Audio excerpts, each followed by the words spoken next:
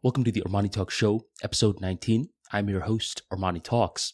In the show, I'm covering a wide range of skills, ranging from public speaking, storytelling, emotional intelligence, and much more. The ArmaniTalks show drops the first day of every single month. So if you are not subscribed on my YouTube channel, be sure to hit that subscribe, hit that bell notification, never miss another video again. I also release these episodes via podcast. I also post it on X. So stay updated on the first day of the month and level up your communication skills. In today's episode, we are going to be discussing a wide range of topics, and we are going to get started off with public speaking. I've been rejoining Toastmasters as of late. I've been going to a couple of the different clubs, and one thing that I've noticed is that Toastmasters incites a lot of reactions from people. There's one group of people that always say that at Toastmasters, I tried it, but it didn't work for me. Then there's another group of people that will swear by it. They say that as long as you invest in it long enough, then eventually it is going to work. I would say that I understand both perspectives, especially considering that the main reason that the ArmaniTalks brand exists is because of Toastmasters. For a long time, I didn't like public speaking at all. And I would say around age 24 to 25, I started to delve back into Toastmasters. I started to gain more confidence with public speaking. And I learned that if you invest in the club, then it works. So if you were to ask me, Armani, what is your perspective in regards to Toastmasters? I'm always going to tilt more towards the positive side. But that doesn't mean that I don't understand the negative sides as well. And one of the negative aspects of Toastmasters that I've realized throughout the ages is that you're not necessarily being rewarded for the message first. You're being rewarded for the delivery, which isn't a bad thing because the delivery does matter. If you have a super monotone voice, you're flat, you're not putting any sort of energy behind your words, then other people just will not pay attention. The only problem at times is that in Toastmasters, tears are worth gold. There were a couple of times when I would give a speech. I thought that I did great. I thought I was going to win. But the person after me, they gave, in my opinion, a sloppy speech, but they cried. If you cry in Toastmasters, most people think, oh my goodness, this person is crying. So much emotion, so much raw energy. You know what? This person wins. And I don't think that's fair. I think we need to evaluate these speakers in a way where emotions do matter, but emotions are not king. Emotions are just a part of the delivery mechanism. There's other aspects too. There's also the voice. There's also strategic pauses. There's the message that we need to factor in. So I don't necessarily have a problem with Toastmasters. The thing that I do have a problem with is the judging aspect. And this is something that I don't know how to fix. Because in Toastmasters, a lot of the times, it's not as though that you have a judge.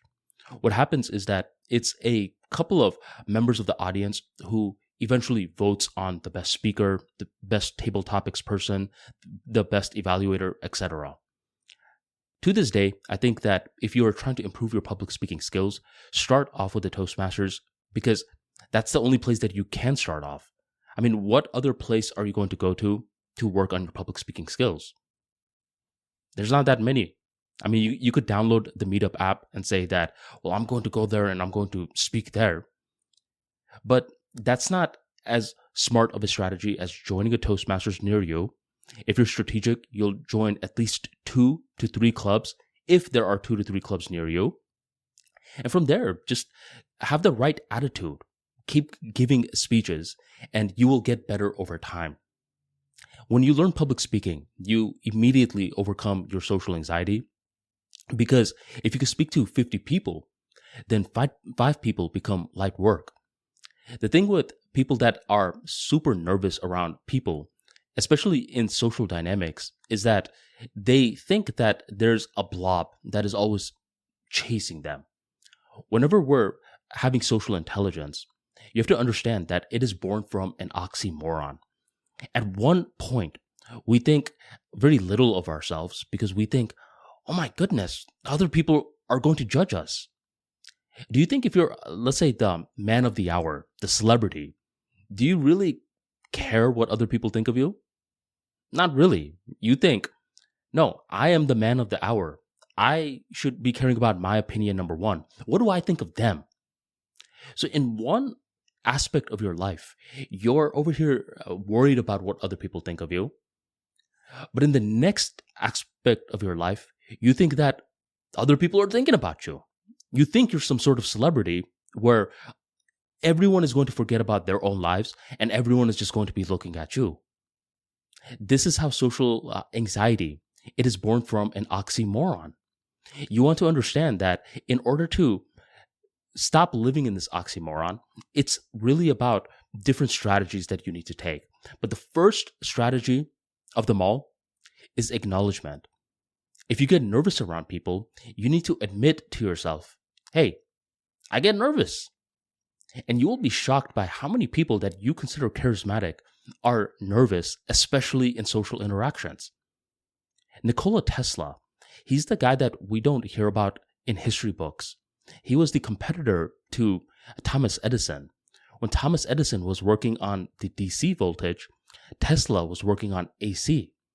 Nikola Tesla has inspired so many different inventions, such as the remote controller, the Tesla coil, and you could even say that his name sparked the inspiration for the modern electric car. We don't hear about him. He never got married. As a matter of fact, people think in the end of his life that he fell in love with a pigeon. You heard that correctly, with a pigeon. You would think that this guy was some sort of weirdo, right? He must have been one of these mad engineers that always stayed in the lab. Not quite. He was apparently 6'2" to 6'3", a very handsome guy. And whenever he went out into the public, he was always charismatic. So a lot of these guys that you would think shouldn't be charismatic are charismatic. And a lot of the people that are charismatic are super socially anxious. And this is one of the conundrums that we deal with in the social skills world. And this is why it's important to be able to deal with different personality types. One way in order to deal with a different personality type is to understand their humor style. I remember there was this girl that I used to know. Her name was Leonette Gonzalez. And she couldn't speak English that well. This was around 10th grade where I knew her. And she would sit next to me a lot because she trusted me. I was one of the other colored people in the class, and she trusted me. And I eventually began to trust her. And whenever I trust someone, I start to joke around with them more. And my type of joking is where I ask you ridiculous questions that I expect you to view as a troll. So for example, let's say you're someone that always tells me how much you hate Brad Pitt. Armani, I can't stand Brad Pitt and what he did to Jennifer Aniston back in the days. I think he's a bad actor. I think he's a bad person. And I don't even think he looks that good. I think he's ugly. You keep venting to me how much you hate Brad Pitt. So my humor style is that one day Brad Pitt's new movie comes out and I'll ask you, hey, are you watching that new Brad Pitt movie? You'll look at me and you'll say, no, Armani, haven't you been paying attention? I told you I hate Brad Pitt. And I'm just going to be looking at you smirking. This is me joking around with you. Leonette, though, she didn't like these types of jokes. She thought I was being mean to her. And every now and then, when I would joke around with her too much, she would criticize me. She would say, Armani, I hate your personality. I don't think she actually hated my personality, but since she couldn't speak English that well, that's what she was able to muster out. I said, what, Leonette? This is just me joking around with you. And she just couldn't understand it. So I thought Leonette was a little bit weird. How do you not understand when someone's joking around with you? I mean, clearly, it's obvious. Isn't it? As time passed, I began to notice that English people, the British, as you can say, I found them very annoying. Something about their mannerisms, they mumbled a little too much. They all had yellow teeth. And I just didn't like their humor type. As a matter of fact, I didn't even view it as a humor type. I thought they were being sarcastic and rude. A lot of the times, let's say you are calling for an Uber. There's a Uber that's waiting in front of you, and you just want to double check. Hey, are you Matt? And then this guy will say, no, I am the Prince of England. Of course I am Matt. If you're an American, that's not how we joke around with each other, where a lot of these British guys are very sarcastic with each other. And when they're sarcastic, at first, Americans, we view that as rude. There was this story that I was hearing where there was this American girl. She moved to England and she had a date lined up. Everything is going well. And as everything is going well, this guy is on his way to pick her up. He's the British guy. And he sends her a text. He writes, listen up, you dumb bitch. Make sure you don't insult my car. And she was shocked. What the heck? Did he just call me a bitch? I don't even know him like that. And that was the essence of the TikTok video. She was talking about how she was rattled and she just called off the entire date. I would think that everyone was going to take her side. But instead of taking her side, a lot of people said, hey, wait, I know you're offended, but in England, this is how we joke with each other. He's actually teasing you. I thought, yes, I could actually see that, especially my experience with British people. Just like Leonette used to judge my humor style, I began to judge a lot of these British people's humor styles. They're not being sarcastic. They're not being rude. This is them just trying to open themselves up and try to be funny with me. There's another humor type that people don't talk about. This is known as dark humor. Dark humor, it's the type of humor that's morbid, and you can't believe someone said that out loud. It's when intrusive thoughts are articulated. In modern climate, it's risky to do dark humor. I remember there was this one time I said that a certain ethnicity, they never tip. And the other person thought that was a very dark thing to say. Oh, come on, we can't generalize like that. I was joking, yet I wasn't fully joking. I mean, I was a little serious as well. Dark humor, it is one of the riskiest types of humor out there. And whenever people are trying to joke with you, if you get offended too quick, that is one of the fastest ways to plummet your likability. If you don't like the joke, it's fine to tell them, especially in the work atmosphere. In the work atmosphere, I'm not the biggest fan of telling too many jokes. I think you need to keep it professional. I think you need to understand why you are in the job in the first place. You are not in the job to be buddy-buddy with your coworkers. You are in the job to clock in, do your job, then leave. Many people misinterpret what the job is about, and then they start to drop a lot of these racist jokes, a lot of dark humor, and you never know when that kind of stuff is going to come back and bite you. The thing is, if you think people are getting offended by what you're saying in the workplace, chances are they are. They get offended. They don't immediately tell you. What they do is they tell you after. They'll tell their boss. They'll tell their boss that this guy was saying these vicious things. You weren't. You just cracked a joke and then you went about the conversation. This guy was saying vicious things. You need to reprimand him. Otherwise, I'm going to make a big fuss. And just like that, right when you were on the verge of getting this big promotion, your world comes toppling down. I'm hesitant to listen to people too quick. Whenever they're offended, they're always going to make it hyperbolic. They're going to make it grand. They're going to make it seem as though that this person that made the joke said the worst thing out there. Where nowadays I'm learning that people will tell jokes as a way to cope. They're nervous. And for them, in order to loosen up, they just want to release that energy. One example of this, if you want to watch this in action, watch any Ashanti interview. Whenever the interviewer asks about her dating life or something personal, she begins to laugh. Something about that laugh seems fake to me. I thought I was the only one who noticed it. I read the comments, and in the comments, someone writes, whenever Ashanti gets nervous, she begins laughing. That's how she copes. I made a video about this on my YouTube channel. It's called Stop Nervous Laughter. The essence of the video is that whenever we're nervous, we focus more on the audio rather than the message. We don't want there to be too much silence. So we focus on making sure that there is no silence. If there is silence, we view that as a sign of failure. So that's when we start to say any sort of words that comes into our mind, or we laugh. Nervous laughing is a thing, just like nervous joking is a thing.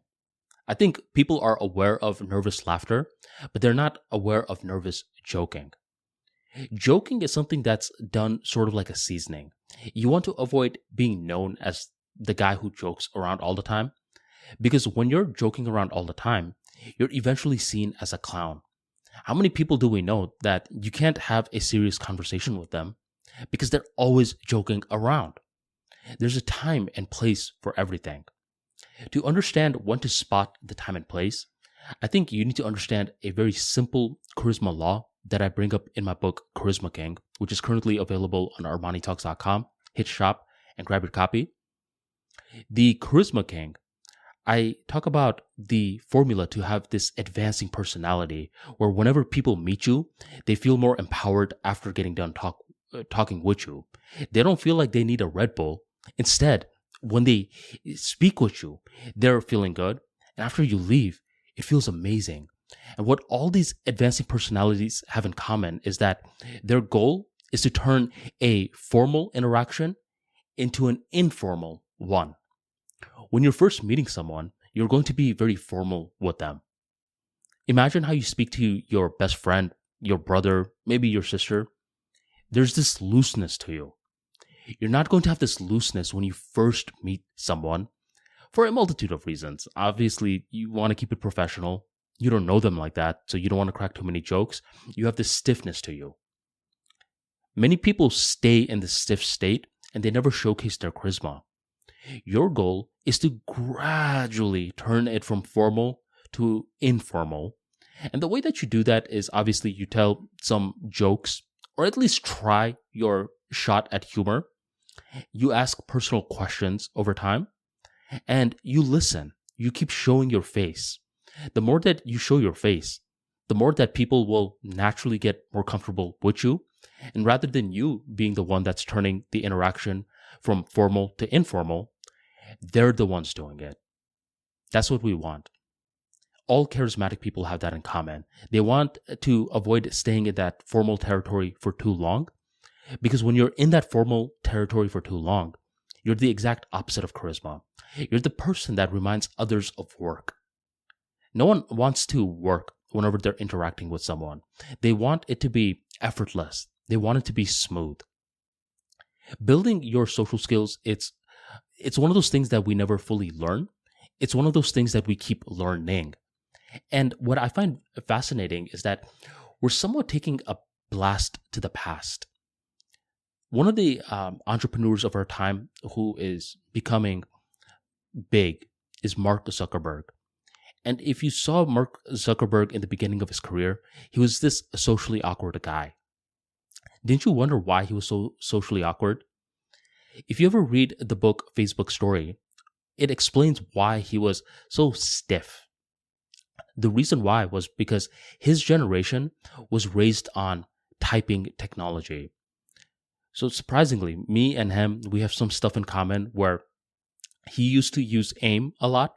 I used to use AIM a lot. And this is when you're just typing nonstop to your friends. We weren't talking on the phone that much. We were getting their AIM and we were just instant messaging them. And that is how guys like Mark Zuckerberg developed his social skills, through typing. Afterwards, when he started to get more media attention, you'll notice that he kind of spoke like this, like a typewriter. It's because that's the only type of social experience that he was getting at that age where he was ripe for social experiences, but he was deprived of social experiences.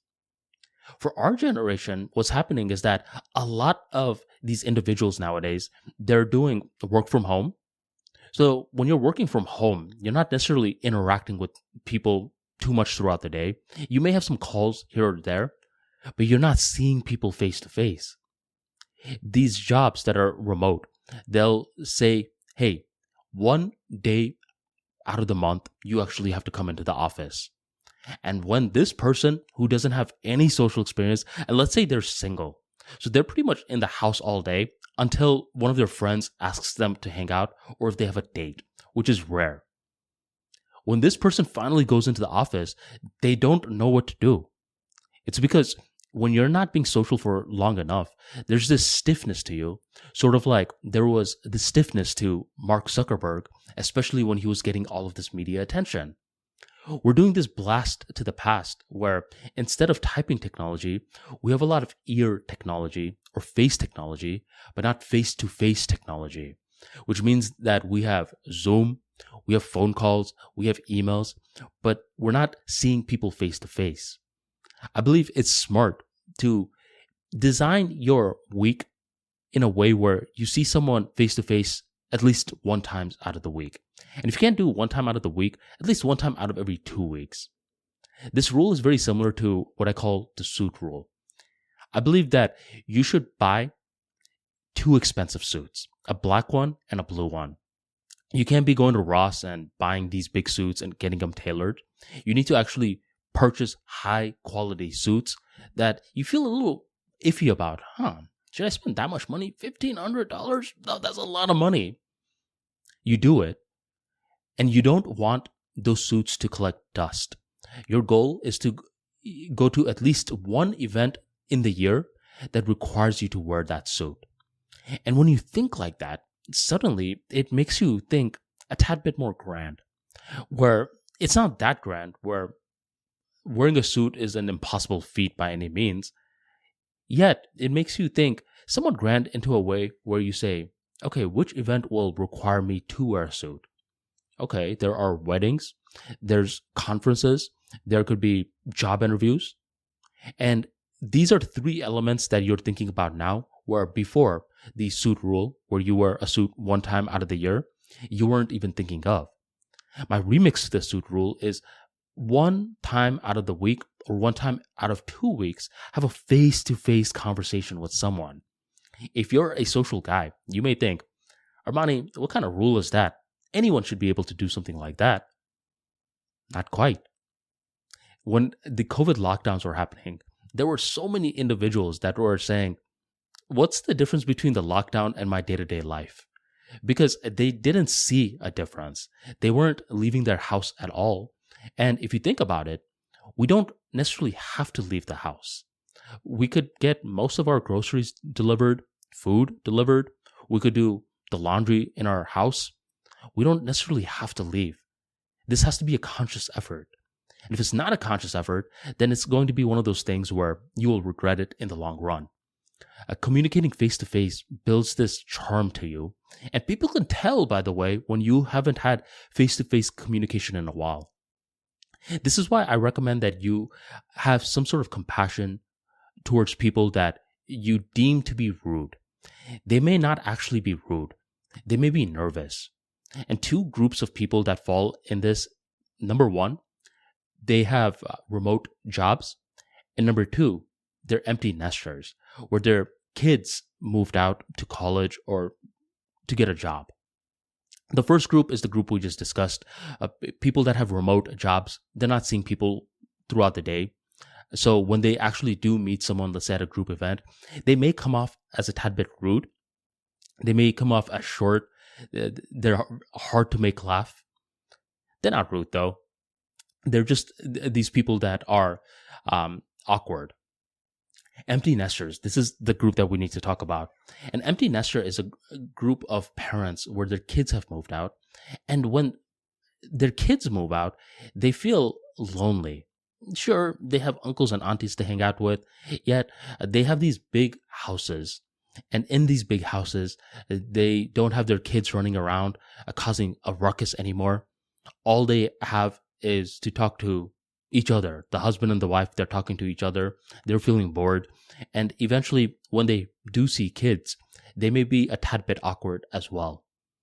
We don't think that parents can get awkward, yet a lot of them can.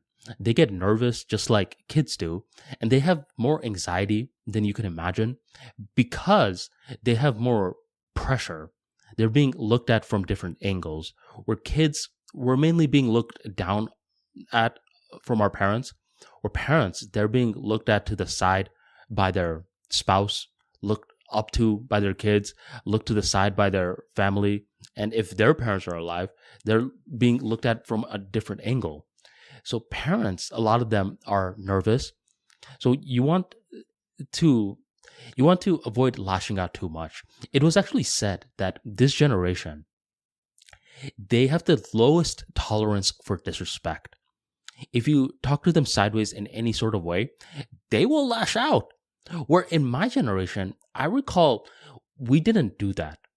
There was this one auntie, whenever I would go to Bangladesh, she would always say, "Arman, you are so skinny." I said, okay, sounds good. She wouldn't drop it there. She would literally say it all the time, "Gati, gati," which means you're a skeleton. And there were some times I just wanted to make fun of her. Because the thing with her was that, first of all, there was a lot of things to make fun of. And the thing that stood out the most was she would wear a lot of makeup. That's not the outlandish part, because a lot of women wear makeup. The outlandish part was she would wear a lot of makeup from chin up, but chin down, nothing. And you could see that shading difference, where chin up was straight white and chin down was her natural skin color. I thought, lady, do some blending or something, because you literally look like a clown. You look like you put on a mask. And I wanted to clap back at her because she was so rude. A lot of the cousins in Bangladesh, they said, "Hey, don't mind it. Rabu auntie talks like that to everyone. Don't mind it." And even though I wanted to clap back at her, I knew at the back of my mind I wasn't going to do that, because this was an auntie. She was a lot older. And in my generation, we didn't clap back. Even if an auntie or uncle were being disrespectful, that's something that we tolerated because we just expected that. In this generation, they don't tolerate it. They will clap back quickly. They may even curse out the uncle and auntie. And I'll look at these kids and I'll say, "You guys are bold." I don't necessarily know if this is bold in a good way, because when you're older, you want to be able to say more things. And if you're watching yourself a lot by these kids and you're watching what you're saying around them, it doesn't feel right. So I do think that being able to tolerate some form of, I want to say disrespect, but some form of harsh words from your elders is a sign of maturity. If you can't tolerate it at all and you always have to explain yourself, then that doesn't necessarily showcase maturity to me. I could be wrong. I do see that Desi families and white families, American families, they're different. Where in the Desi culture, we do things one way, and in the American culture, they do things another way. There is no right answer to this.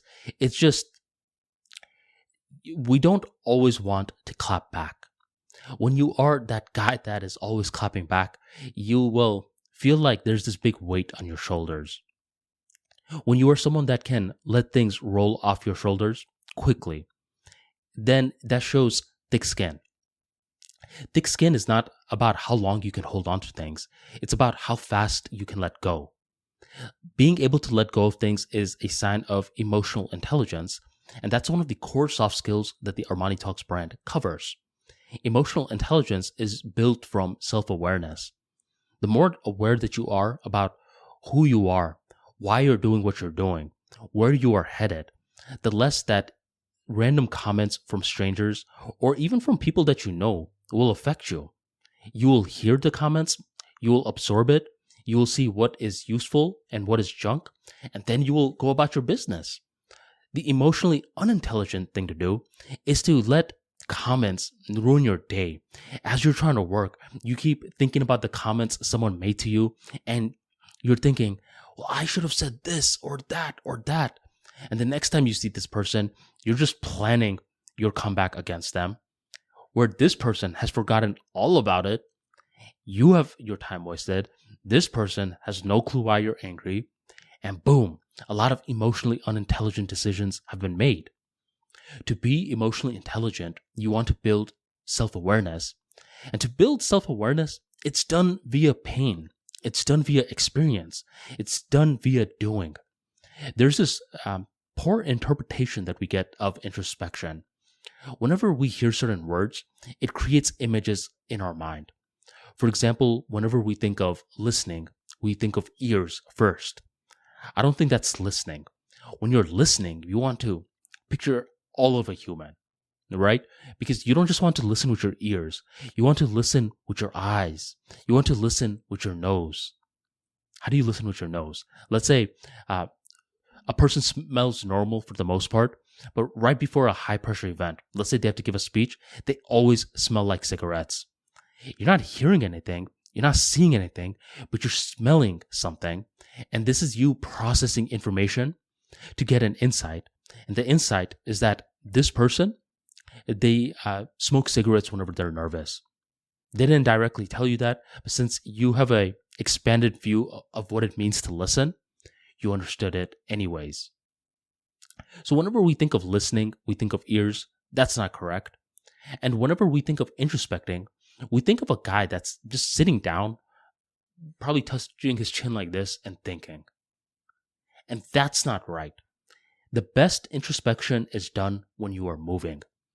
When you are moving and you're capable of having these random thoughts come up in your mind, and you're still capable of moving, you're not capable of getting distracted, that's where you build this introspection muscle, because during that moment of action, you're capable of having a thought and you don't let it deter you. And when you don't let it deter you, that thought is viewed as an object. And when you view it as an object, you can see it objectively rather than subjectively. Emotionally unintelligent people view thoughts in this hyper-subjective way where every thought is personal for them. Any thought, whether it's from when they were in kindergarten all the way into the future, of thoughts that didn't even happen. They think in their mind, well, what if this person possibly says that to me in the future? And then they get offended. Everything is subjective to them. Where the emotionally intelligent person views it as an object. They realize that the thoughts come and go. That's why I believe communication skills is meditation out loud. A communicator and a yogi, they're not that different when you think about it. What the yogi does with their eyes closed, a great communicator does with their eyes open. What does a yogi do? They're doing a lot of meditation. They're controlling their breath. They're trying to control their mind. What does a communicator do? The same thing, but instead of being silent, they're speaking. Whenever you're speaking, multiple things are happening. One, you are getting from all of your thoughts. You have tons and tons of thoughts. You're collecting the most important ones. You're organizing them. And then you're getting your breath and you're controlling that breath for a long duration of time to put those thoughts into words. So everything that the yogi is doing with his eyes closed, a great communicator is doing with his eyes open. This is why I'm a big fan of impromptu speaking. And this is why I'm a big fan of talking for a long time without taking so many pauses. When you take too many pauses, what happens is you don't necessarily work out your concentration skills. This is when you want to see how someone is using YouTube. There are tons of different strategies for YouTube out there. One strategy is what I call the content creator path. The other strategy is what I call the public speaker path. For the content creator path, they're speaking a lot. Whenever they mess up, they'll clap really loud. They'll see which part they clapped on, so they could cut that part out, and then they'll resume. If they mess up again, they'll clap really loud. They'll see in the sound bar, okay, they clapped. They'll chop that part out. For the content creator, they edit a ton. If you use YouTube from the public speaking path, you rarely edit at all. Because on the public speaking stage, you don't have that luxury. If you mess up at all on the public speaking stage, you can't tell the audience, do over. They'll look at you like you're crazy. Dude, there is no do over. It's now or never. So you need to communicate in a way where you don't have that do over button in your mind. This is where in the future, not now, but in the future, more and more people are going to use YouTube with the public speaking path rather than the content creation path. And I'm not saying that these are enemies by any means. I think public speakers can eventually adopt the content creation path and vice versa. It's just right now, not many people are doing what I'm talking about, where they're speaking in the camera for an extended period of time without any form of edits. It's actually seen as a lazy form of communication, at least from the YouTube community, because they'll say, how come this guy doesn't spice up his videos? Where's the B-rolls? Where's the music? Where's the transitions? Where from the public speaker, we have a completely different perspective. We don't need all that. Our goal is to just get our ideas from point A to point B. That is how us public speakers, we are taught. There's no right way or wrong way to do it. It really comes down to preference. And this is why in this era, you need to have a certain level of introspection skills. If you're one of these individuals that are waiting for other people to tell you what is the right thing to do, you're going to be waiting for a long time. I heard from this one lady, every path is right, but is every path right for you? This lady discusses online business, and she said that, yes, online coaching works, affiliate marketing works, white label works, all these work. The question is, will they work for you? And this is when you have to see what you want to do. Because if you're starting a business nowadays, it's not just a side hustle that you're starting. You really need to understand that these side hustles are going to grow and they're eventually going to require more time. If you can't put in time into these projects, they're going to explode out of the blue moon. I see these guys nowadays that start a Twitter account out of the blue moon. They don't believe anything that they're saying. Instead, they get ChatGPT to write their tweets, make it high engaging, and then from there, they're just posting it. Eventually, they're getting money, yet there's no mission behind what they're doing. I don't know who told you that a side hustle doesn't need a mission. They were wrong. A side hustle needs a mission too. Something simple like driving a Uber or doing DoorDash, you need some sort of mission for it. Because if you don't, eventually you will quit. I was having this debate with my friend Life Math Money on our dual podcast, Unapologetic Truths, which you should subscribe to, by the way, about DoorDashing and Ubering. Is that a poor way to make money? And he said, yes, it is. Because you're never going to build wealth that way. You're trading your time in for money. After you deliver food, you're not compounding on it or anything. You got paid, you're done, and boom. Now what? It's not like that anything is being built. I completely got where he was coming from. His suggestion was start a business on Twitter or something that can compound. You write a book. That book, over time, starts to build in value. You want to think like that. I completely got where he was coming from, yet I had to respectfully disagree.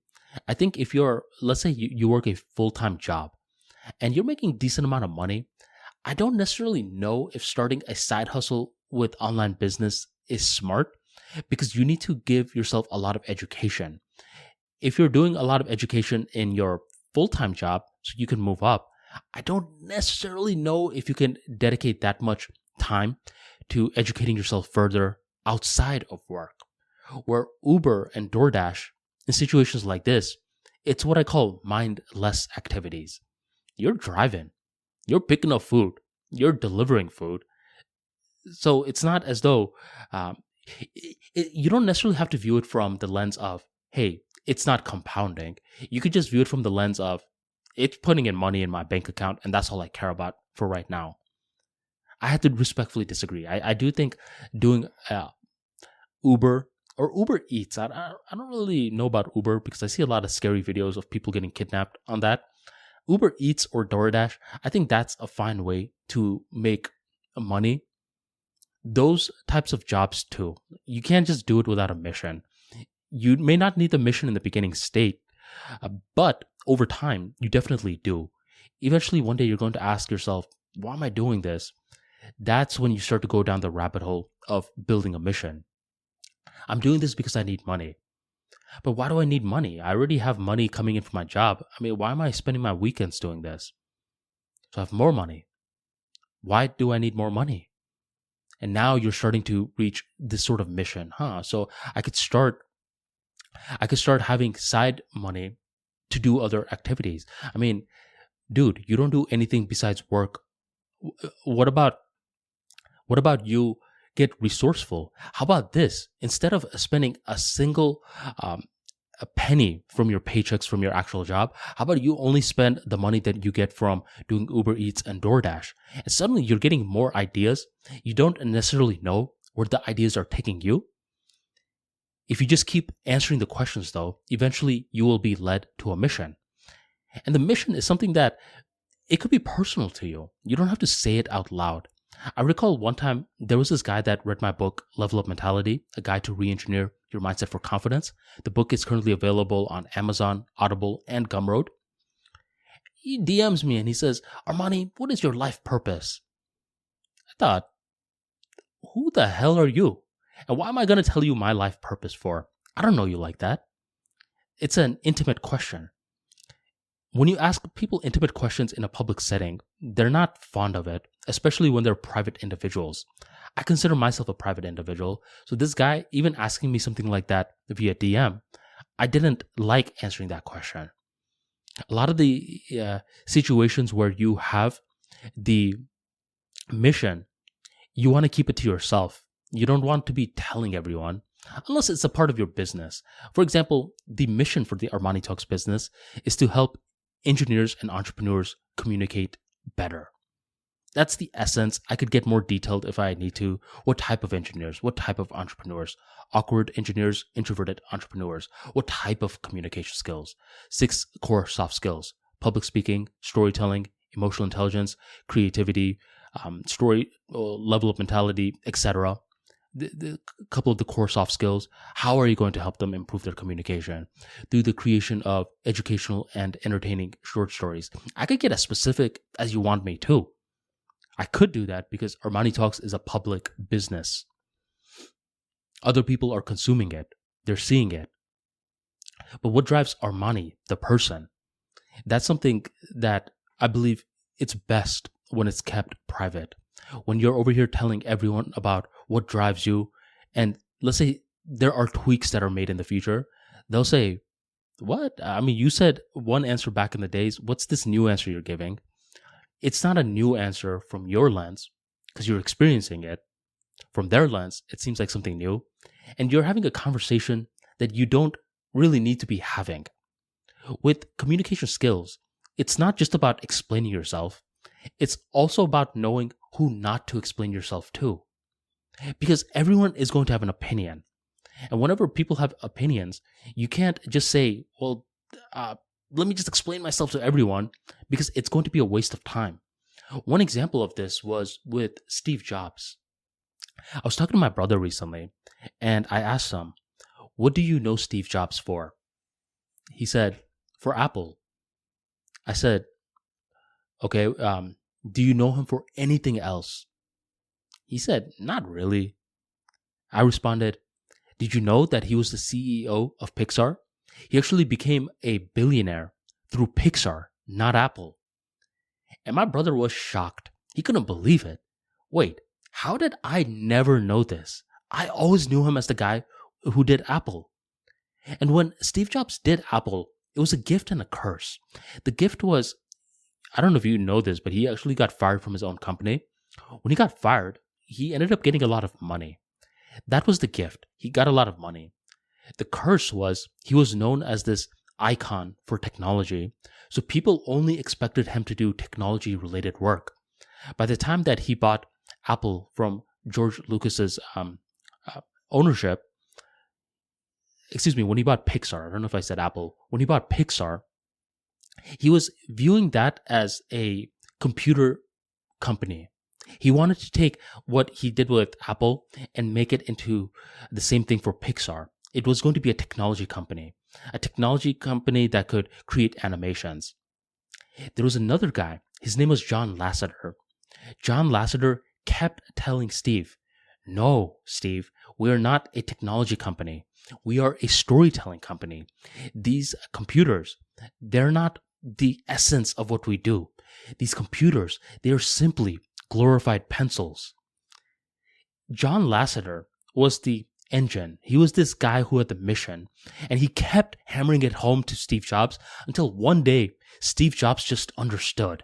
When he saw Toy Story for the first time, he realized, oh my God, I'm not even looking at the amazing quality of Toy Story. I'm captivated by the story. I feel immersed in the story. And he realized that it was a storytelling company. When he realized that it was a storytelling company, he understood it, but other people didn't. Other people thought, come on, Steve. I mean, how come you're not marketing it as a technology company more?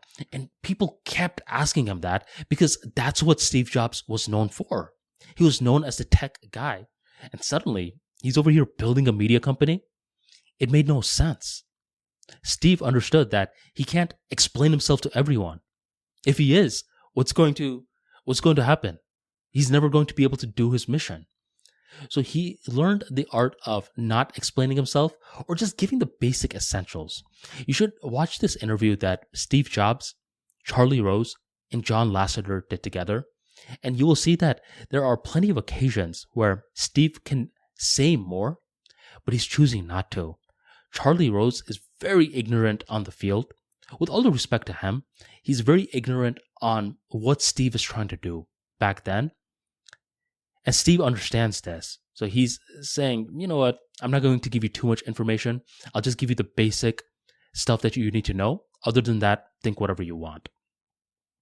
The other guy, John Lasseter, let me actually talk about him. John Lasseter, he was seen as the Walt Disney of our times. I mean, Pixar for a long time, people forget about this. Pixar was chugging out hit after hit after hit. For years, they did not miss. And they did not miss when John Lasseter was the head honcho, when he had the influence. It was John Lasseter and Ed Catmull. You should actually read this book. It's called Creativity Inc. Great book about how to run a creative business and how Pixar was ran. John Lasseter was that head honcho. Eventually, there came out stories where he was inappropriate with women, and Bob Iger ended up firing him. That's when I thought, Pixar's not going to be the same. John Lasseter was that engine, that genius that allowed Pixar to function. And the fact that he's fired, it's never going to be the same. And it never was the same. Isn't it spooky? The more of a genius that you are in one aspect of your life, the more capable you're capable of doing dark things in another aspect of your life. It happens to multiple individuals. There was this book by Tim Grover that I was reading. As I was reading it, there was a dark section where Tim is talking about Kobe Bryant's rape case. When he was talking about the rape case, which a lot of people aren't aware of, in 2004, Kobe Bryant was being charged with rape. Many thought his career was over and he was going to spend the rest of his life in prison. This is a big story that it's hard to find nowadays. So when Tim was bringing it up in his book, I thought, whoa, he's really going there. I thought he was going to just bring it up quickly and then drop it. Instead, he was using that section to bring up what great people have in common, where they have this dark side too. And he said that he wasn't that surprised that Kobe got caught for infidelity, because he said Kobe was so one-pointed focused on becoming great in basketball that that dark energy was getting channeled somewhere else. And he said that it's happened with multiple great people that he's coached. Michael Jordan, this guy had a dark side too. Dwayne Wade, dark side too. He has the saying, you need to take that bus ride to hell to become great. If you don't take that bus ride, then you will not be great. This is scary because you have to acknowledge dark parts to you. No one is perfect. It's just some people, their darkness gets channeled in different ways. So when I heard what Tim Grover was saying in his book, I saw the John Lasseter thing from a completely different scenario. I don't necessarily know too much about it. I don't know the extent of how inappropriate he was with the women. I'm just going to say he got fired for a reason. Okay, I don't think he was a saint. He must have done something that caused him to get fired. Let's just say that's the case. This guy is great with storytelling. I'm talking great. He's different. With his personal life, though, the darkness comes out. So whenever you see a great person, you need to make that presupposition that there's a part of their life that is dark. And when you see that darkness, rather than get alarmed by it, you should expect it. And when you expect it, you're patient. I made this video on my YouTube channel a while ago about how to effectively manage creative people. And I said that there's a two-step formula. You want to give them praise and you want to give them space.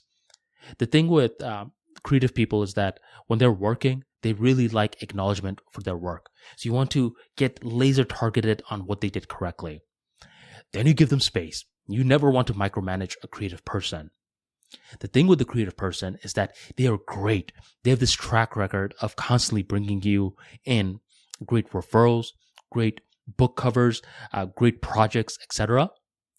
They're dark because they have anger issues. What is creativity really? You're basically feeling a lot of strong emotions. You're getting your mind to tame those strong emotions. That mind becomes warped.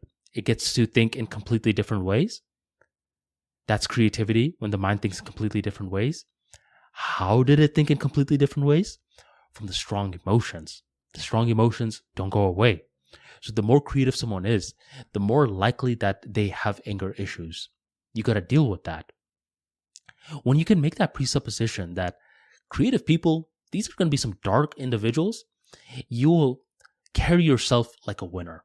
You will be smart, you will not make rash decisions, and you will manage them effectively. All great people have these dark sides to them. The thing is, all people have dark sides to them. Twitter, as of late, it's been called X. It's been releasing some R-rated videos. Back in my days, we had the show called How to Catch a Predator, where it was hosted by Dateline. And if you got caught up in the sting operation in that show, your life was good as over. Basically, there are a group of people called watchdogs that pretend to be minors online. They chat with grown men, and the grown men think that they're chatting with 12, 13-year-olds. The 12, 13-year-old tells the grown men to come over to this house. The grown men do, and boom, they get busted for trying to meet up with a minor. The entire interaction is caught on camera, and you are basically seeing someone's life getting ruined in real time. This was must-see TV back in the days. In this era, if you go on X, you will see that people are doing the same thing. They're pretending to be minors online, chatting with grown men, telling the grown man to meet them somewhere. The grown man comes, but rather than giving them this in-depth interview, they legitimately beat them up. You will see so many videos on Twitter of predators getting slapped up, beat up, kicked. I thought, whoa, when did this happen? And this is when there's a debate being stirred up online. One group says, yes, these people deserve to be beat up. I mean, what kind of grown man tries to meet up with a minor? These people are sick. And another group says, these people are sick, but I don't necessarily know if you should beat them up like that. I think you should call the cops. And a lot of police officers don't like these predator catchers because they believe the predator catchers are doing a thing called vigilantism, where you're taking matters into your own hands. It could work because whenever you're getting the police officers involved, a lot of these police officers, they're slow with it. There's documents that you need to go through. If these guys, they did not hook up with the girl, and let's say they were fooled into thinking that they were chatting with the online, with a 13-year-old, but the person wasn't really 13 years old. They were simply a decoy. According to the police officers, for some districts, that's not seen as a crime. So these predator catchers are saying, but the intent was there. I know they didn't actually hook up with the minor, but the intent was there. You're telling me that this guy may not do it with someone in the future? So these predator catchers are stirring up a lot of controversy. It's one of those things where it's like, are they doing the right thing or are they doing the wrong thing? All I know is that this type of content is fascinating because, once again, you're seeing someone's life getting ruined in real time. Nowadays, it's how to catch a predator times 10. You are seeing these guys getting hands put on them. I don't necessarily know if you can monetize content like that for too long. Twitter, one thing that I will give Elon Musk is that when he said that it was going to be a free speech platform, he held up his end of the bargain. Nowadays, you'll see stuff on Twitter that you will not find on any other platform. You'll see dark videos. I'm talking really dark videos. People getting killed. You will see that on Twitter.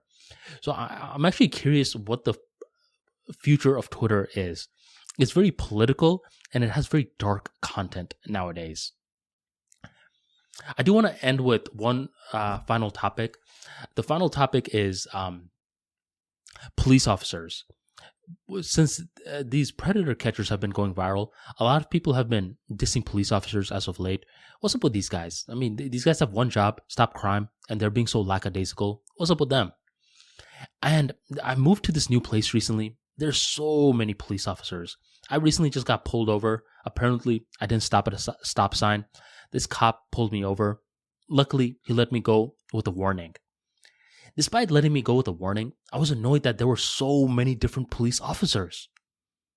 Until I was in Atlanta recently, and I get this ring notification that there's someone in front of my door.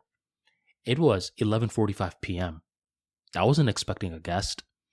I check the ring footage, and it's this white guy that's hanging around by my front porch. I've never seen him in my life. And suddenly I got scared. Who is this guy? Ring luckily has this neighborhood feature where you could see what other people are talking about.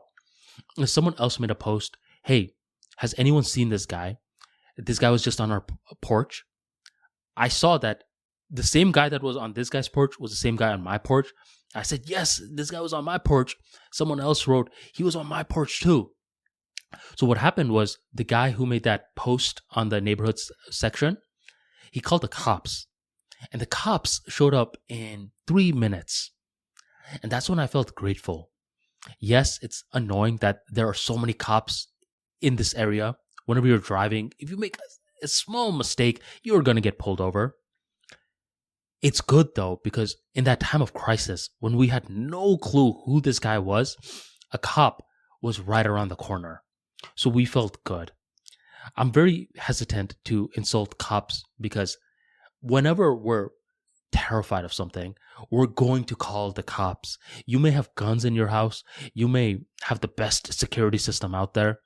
When someone is in front of your door, you weren't expecting them. And let's say they're knocking hardcore on your door.